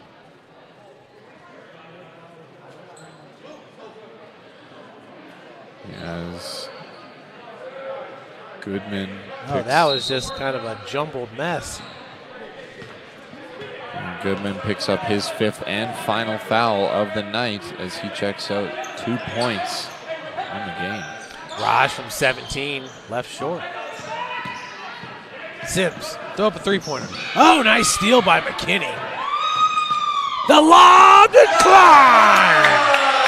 Yeah! What a play. And the second you see McKinney and Klein charging the floor, you know something's coming. What a lob that was by Corey McKinney. Short corner jumper, no good there by Jake Kirby. Oh. Klein. Josh starting to pick up the scoring here. Now with 9 points. And now he just 1 point off the double-double. Hopefully Raj can pick up 2 more, and we'll have 2 for the double-double tonight. 30-second timeout. We'll be right back after this quick break. Watching Warrior basketball on Summit City Sports. Want to know the difference between dreaming and doing?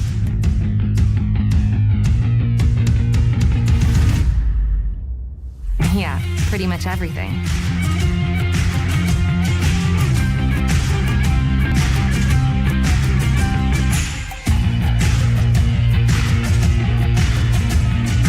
Visit Indiana Tech and see what it's like to be a Warrior.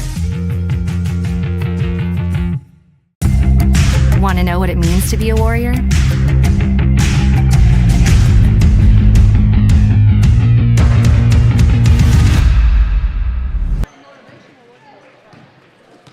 So Young sitting with 4 fouls. Bring it up here for Siena Heights. Stein and Klein. Yeah, call a foul on Luciani there. Pushing the back. Stein and Klein both taken off the floor, will not get opportunities to finish with double-doubles tonight. Oh. Hurry up, go tell coach.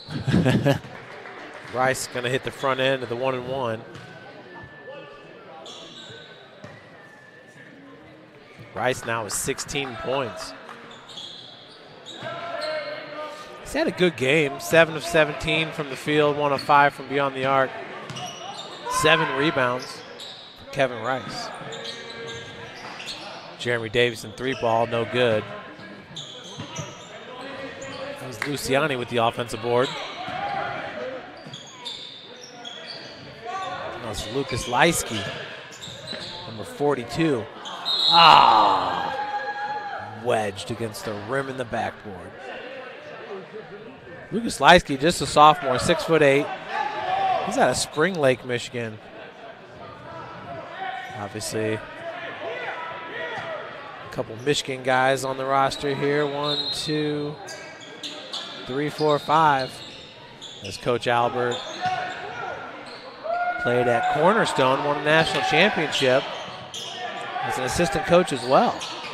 Putback is good for Luciani. That was a 3-ball attempt by Tyler Canfield. Oh, Leisky! Let's check that one out one more time. You know who's not happy right now is Jaden Sims. Yeah, that's for sure. How could you be? Check it out.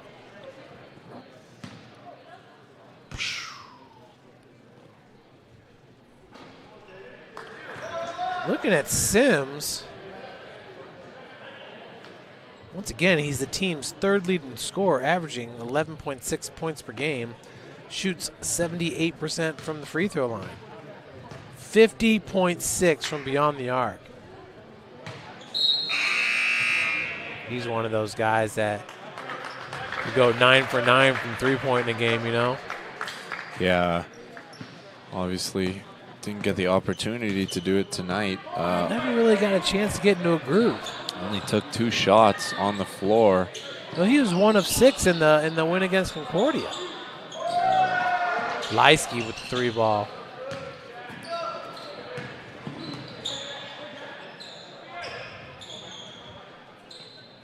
Rice nearly had that pass stolen. You know, they keep trying to drive to the cup. The bigs for Indiana Tech doing a great job of walling off Kevin Rice.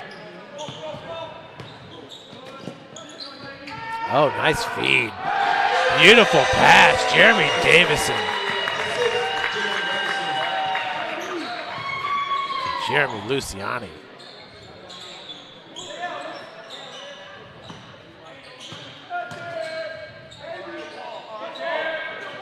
Rice's pass nearly intercepted. Looking it out to Link, looking for number 2, and hits it.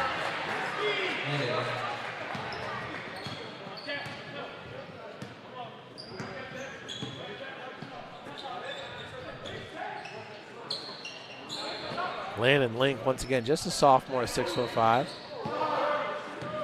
Now the steal by Young, his team down by 20. Link looking for number 3 and hits it. And he's fouled, going to look for the 4-point play. Really impressed here with Landon Link's 3-point shooting ability.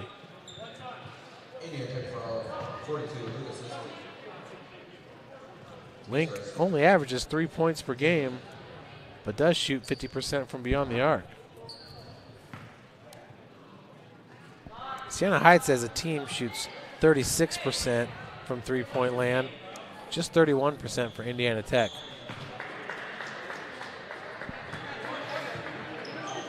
That's one thing about the Warriors. Both the men and the women struggle a little bit from 3-point. Yeah, definitely more paint-oriented unless there is a game where someone like Whitaker or Smith or Salisbury or even Perez can heat up from the 3-point arc. But yeah, you see it tonight. It's more of a paint-oriented game. Indiana Tech with 34 points of their 69 in the paint tonight. Yeah, and here with the men, you know, when Grant gets hot, I was thinking maybe we'd see it from Perez today. Link, look at that, 4 in a row. Number 33, Landon Link. It's 4 of 5 from beyond the arc with 15 points.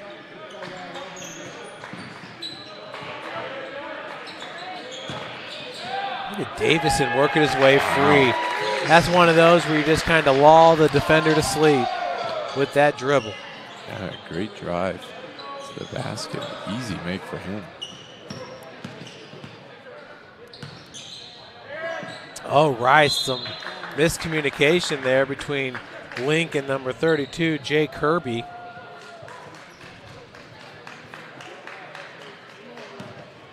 You know, we haven't seen Kewan Graham. He averages 9.8 points per game.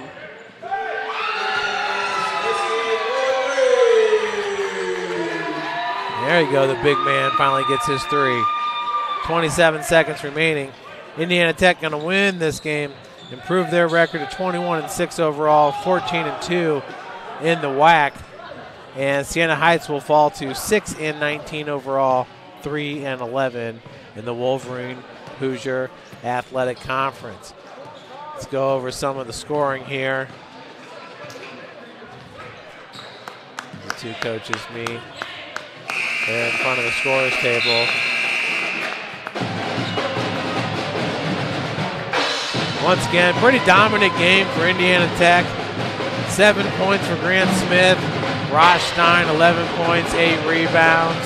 11 points for Corey McKinney. 6 rebounds, 4 assists, 2 steals. Corey McKinney having a game. Josh Klein, 9 points, 10 rebounds. Steve Helm with 2 points, 8 points for Max Perez. Lucas Lehrman with 9 points, 4 for Blake Davison. Jeremy Luciani with 8, 5 for Lucas Leisky. Looking at Siena Heights, Walker with 2, Rice with 16, 5 for Bell, 7 for Moratinos, 6 for Young, 1 for Sims, Links with 15, and Goodman with 2 points. Tyler, who's your player of the game? Well, an interesting game through and through for both teams. This award just as easily could have gone to Raj Stein with his 11 points, perfect shooting from the free throw line, 8 rebounds, 3 assists, and his 2 steals. But for me, player of the game tonight had to be Corey McKinney. Really quiet through the first half, but really lit up in that second half to put Tech up a huge 15-point lead that they retained for the rest of the game. Ended up winning by 20.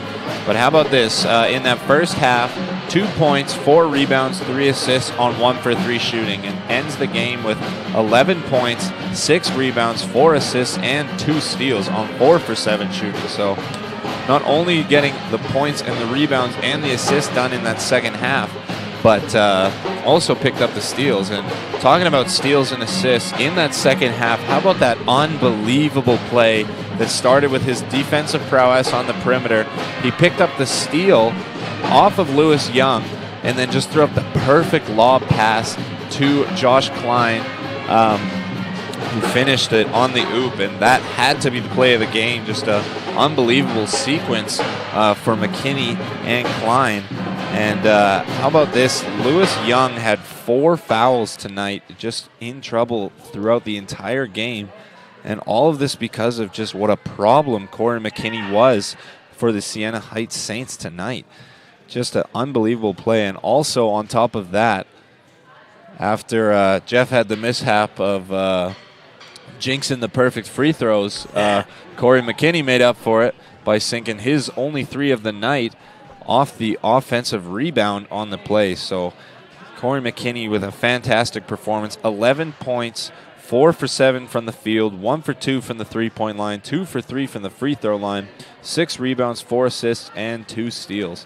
In the Big Tech win, 74-54, as Indiana Tech improves to 21-6 overall and 15-2 in the Wolverine Hoosier Athletic Conference as they retain that #1 spot. Yeah, that's good stuff for sure. And just a few games remaining once again at Madonna this Saturday, and then at Lourdes on Monday, and then at Lawrence Tech. We're hoping Indiana Tech cruises into the WAC tournament as the #1 seed, meaning they would host all 5 games. And right now it's looking like the men and the women will do just that. Folks, thanks so much for joining us. My name is Jeff Mahoney. That was Tyler Sinclair. We had Connor Hendrickson bringing you the best camera work in the NAIA. Have a great rest of your week. Thanks for joining us.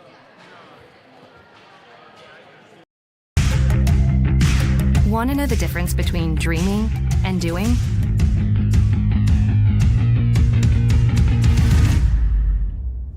Yeah, pretty much everything.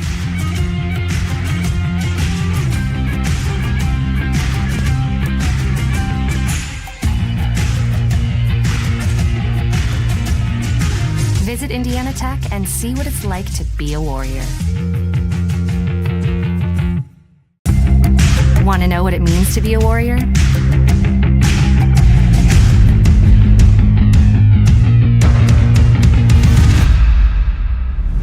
Yeah, pretty much everything.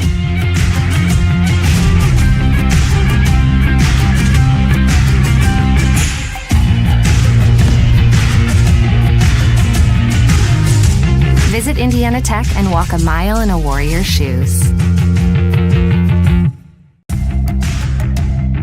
Tech goes by many names.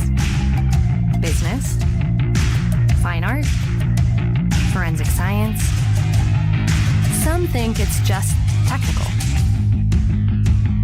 But really, tech means everything. Scholarships, internships, championships. It's professors who make time for you one-on-one. It's putting everything on the line. It can be fierce. It can be fascinating. It can be awesome. Most important, it's believing in yourself and what you have to offer the world. Because at Indiana Tech, warriors are prepared to lead a significant life.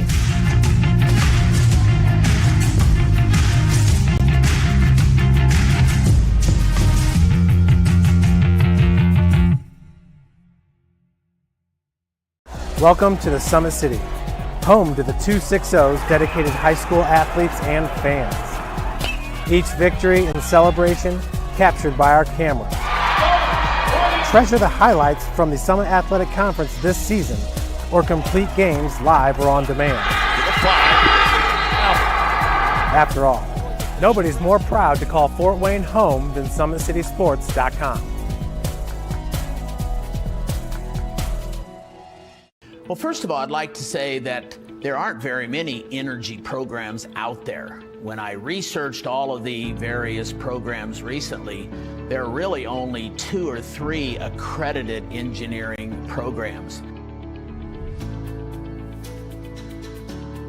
I'm from Las Vegas, Nevada originally. I came out here to Indiana Tech to actually go for the energy engineering program because of its uniqueness and its ability to get hands-on with the materials I'm going to be using in the future. Well, a few of the things I think that sets Indiana Tech apart is, number one, you have very small classes. You have very close relationships with your professors. When you have a class of 10 people, it's much easier to get to know the professor and get in contact with him than if you have a class of 30, 40, or 50. You're going to have the same professors for the majority of your classes. You're going to have the same classmates for the majority of your classes. The more practical applications come in all the subsequent energy engineering classes. Heat transfers in a class that right after they're leaving the classroom, and the board is filled with calculus. So in order to understand a lot of these topics, they're going to need to understand the calculus there. Calculus is the study of the rate of change, how fast things change. And depending upon whether it's energy engineering, industrial engineering, or whatever, they're going to need to use that and apply that. Professor Romary, he stands out to me the most right now because when I first got here, I had to take calculus, Calc 1, Calc 2. And he's one of the professors that teaches it. And he just really was a very kind and helpful guy, and he did whatever he could to help us out. He was very funny, always had a way of creatively teaching calculus to us that not a whole lot of people can do. And I think that and how he did it is going to be something that's going to stick for me for a very long time. The field work that Indiana Tech can provide here is, for example, we have a 10 kilowatt windmill that the students can work with. We have a geothermal system for a couple of the buildings, for Utangsu and for Zollner, that uses geothermal principles to heat and cool the buildings in the summer and the winter. The PV array system, training system that we have down here in the basement allows us to wire up the panels we have down in the basement to set it up as a off-the-grid system or a battery bank system, which helps us because we can see every component of the system actually intertwining and how they work together, which is something that may not be easily visible when you're on the job site in a career. So definitely my internship at Super Value Incorporated was a very, very beneficial program for me to be in.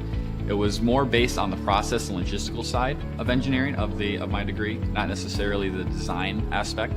It helped me really learn how the most efficient way to do a task and some of the boundaries that come with trying to make things more efficient. One of the things that we've been very fortunate here at Indiana Tech is that we've had a grant through AEP to help subsidize our students in taking some of the various trips in spring break. Over the last 4 years, I have taken, along with a couple of other chaperones, I've taken almost a couple of dozen students to a trip to Germany and Switzerland that focused on renewable energy. We've gone to Iceland last year, focusing on geothermal energy, and we just recently returned from a trip to Costa Rica. Just last year, I went to Iceland with a couple of our peers, not even just energy engineers, but a couple of other engineering majors went along with us. And for me, that was the highlight of my college time. I mean, we learned a lot about like geothermal systems and how they converted to a country of basically like ran just by geothermal. But it wasn't just learning about that, it was also learning about their culture as well, you know, and the past and the history and where they plan to go in their future. And all those things combined, I think, really kind of defines my experience here in Indiana Tech. You can be the smartest engineer in the world, but if you cannot talk to or work with other engineers and non-engineers, it's very hard to get anything done. I try to teach my students that while you may not like writing, it's going to be a part of the job. You have to communicate. If you're doing experiments or testing hardware in the lab, you need to write it up so that other people know what you did, and the customer may want to know what are the results of that test. Something I would remember most about the faculty would be just the one-on-one aspect of it and how open they are to hearing your problems and concerns and willing to assist you. Indiana Tech, with the class sizes being so small, you really get that one-on-one talking, everyday type relationship with your advisors and your professors. And having that is key to success, I feel, because being able to communicate with them and actually get your problems and questions across is going to help